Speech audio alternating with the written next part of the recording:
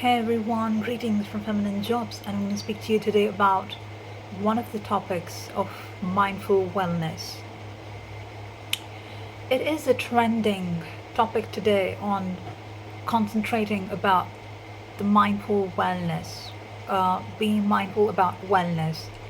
Wellness is both physical and mental. It's absolutely an important ingredient in your living, and if that key ingredient is missing and you're not yourself, be it you take up any profession, your personal, let it be. So if you are stable, the things around you are absolutely stable.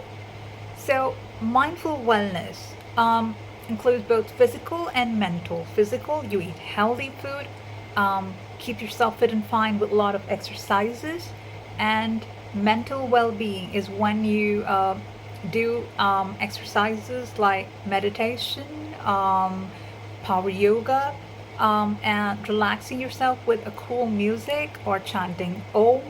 And this is going to keep both your body and mind collaborate together and keeps you healthy and fit till your end. On that point of view, I'm going to speak to you today about the factors, the things in from professional point of view that affects your mental well-being. So when it comes to assessment, to assigning of a task, there is a timeline for everything. There is a balance on everything. Say, for example, your employee is supposed to complete n number of tasks, say 5 tasks in one day. It depends upon the length of the task, it depends upon the type of the task, it depends upon the importance given to that task for the necessity to be completed. So on that point of view, we cannot go about keeping unrealistic expectations, which is the first factor that catches hold of your mental wheel from being stable to becoming unstable, and lets your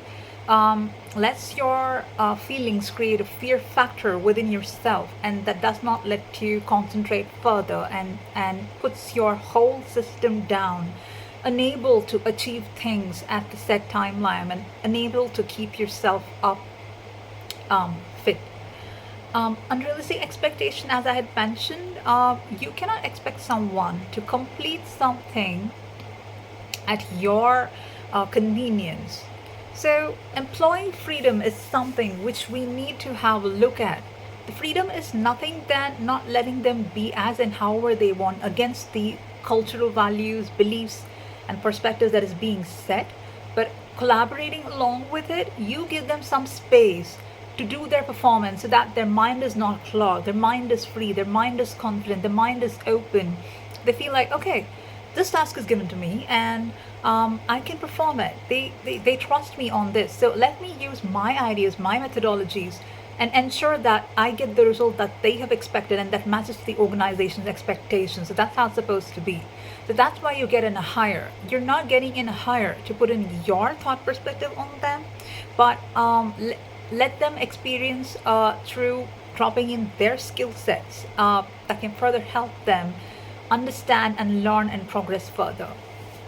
So on that point of view, the pressure you put in your mind lowers down the mental energy, grabs the energy from the mind, and the confidence, the state of level of confidence from their brain, and in turn leads to underconfidence. And when they're not given an opportunity to express the same, it creates a fear factor that lets them let them not understand what is to be done next, and they revolve around themselves into an unknown puzzle kind of. They create a puzzle within themselves that they'll not be able to sort this out and end up doing a mess, and this leads to firing of the employees for no reason, which is actually not okay.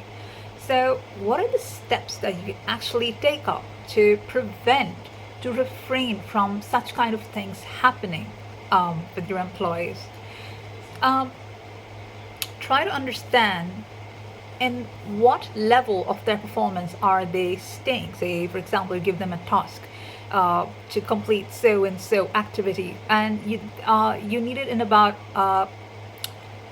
you need it soon, but you also need to set the timeline. So, for example, you are letting them acquire a business, meet, say, 3 to 4 clients, to get a business for your organization. So, meeting that 3 to 4 clients is not an easy task because they need to check the timeline from the client, their availability, their time, their slot, if they're free, or what is it that they're stuck with, and their schedules and your schedules should match along.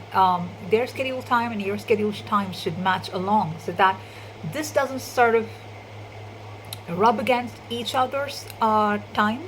And this can take about at least 1 or 2 days for the clients to confirm and come back. So you really cannot still be hard, sit on their head and say, hey, come on, you have to tell me because my boss has asked me to complete this task within a day, else I'll be fired. So that's not their problem.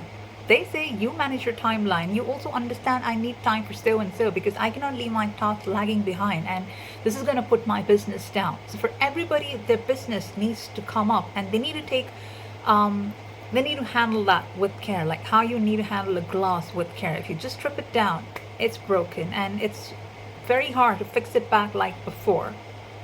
Though you can fix back the glass into a different shape for a new idea, but it's not so easy.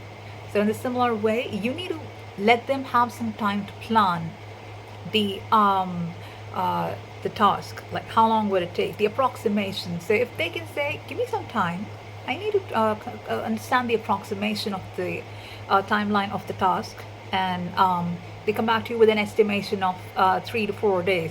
It is also on their end that they need to ensure to complete the task within 3 to 4 days, such that it does not create a misunderstanding between the employer and the employee, that there is a gap in the communication, that they were unable to discuss together and put things forward, and this should not end up in a mess. Second thing, give them that space to achieve things. Now, what does this mean? Let their ideas flow in, let their thought perspectives come in, because you're making them more underconfident but not letting them think from their point of view. See, it is all about experimentation and nothing is planned and nothing is perfect. So all these things, the ideas are discussed and put forward in points. So that's where knowledge sharing comes up, and you say a yes or a no for certain things and you finalize and then take it forward, and that's how it goes. Nobody is going to do anything without the else's authority because they know that business is not something so easy, and you have built it up with greater pains, and this pain should not go for a toss. So it's obvious that they will take your decision, but let them put in their ideas because that's what you've hired them for. Because we all carry a lot of things with us, and when we meet each other, we sort of share everything with each other. So you take the game of potluck. So all of us get a different dish, and when we all meet up, we share each other's dishes to understand how tasty it is, how is it made, what benefit does it have, and understand that each of us have our own talent of recreating the same type of food in a different method. So that's how it is in terms of ideas. So that will give them some confidence and the feeling of inclusiveness, and that lets their mental pressure being lowered and a confidence level to rise up.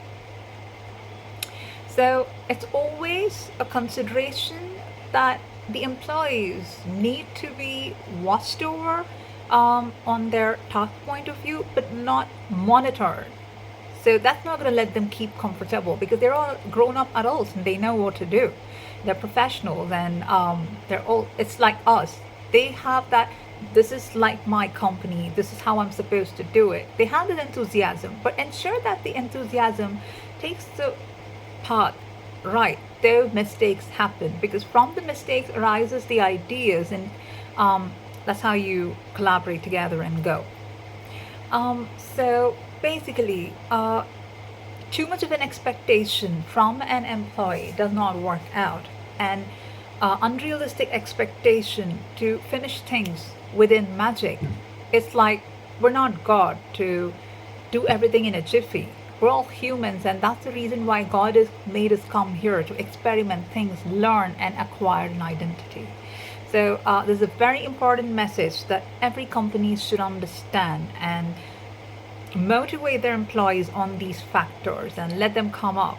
So this is how the physical and mental well-being can grow up, and you all collide together and become the best recognized for the world. Thank you.